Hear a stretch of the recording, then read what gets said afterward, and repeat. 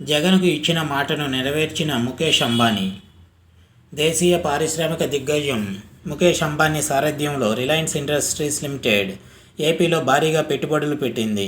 గతంలో విశాఖపట్నంలో 3 రోజుల పాటు నిర్వహించిన గ్లోబల్ ఇన్వెస్టర్స్ సమ్మిట్లో ఏపీ ప్రభుత్వంతో కుదుర్చుకున్న పరస్పర అవగాహన ఒప్పందాల మేరకు ఈ పెట్టుబడులను ప్రకటించింది.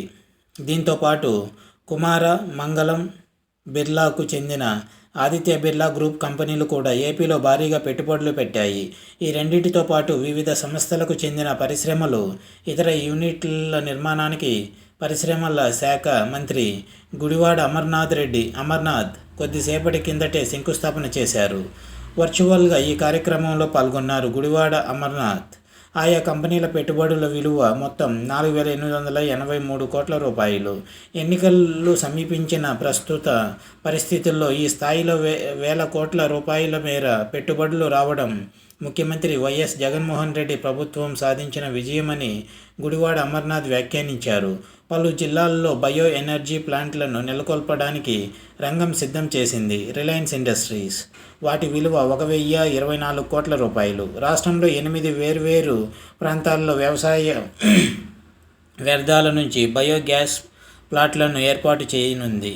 తొలి దశలో కాకినాడ, రాజమండ్రి, విజయవాడ, కర్నూలు, నెల్లూరు జిల్లాల్లో బయోగ్యాస్ ప్లాంట్లను నెలకొల్పనుంది. వీటి వల్ల 576 మందికి ఉద్యోగ అవకాశాలు లభించనున్నాయి. 1,700 కోట్ల రూపాయల పెట్టుబడులతో ఆదిత్య బిర్లా గ్రూప్ తిరుపతి జిల్లా నాయుడుపేటలో మ్యాన్యుఫ్యాక్చరింగ్ ఆఫ్ కార్బన్ బ్లాక్ను ఏర్పాటు చేయనుంది. దీని ద్వారా 250 మందికి ఉద్యోగాలు లభిస్తాయి. వీటితో పాటు Hella infra Vesuvius India limited, APIIC, ఏపీఎంఎస్ఎంఈ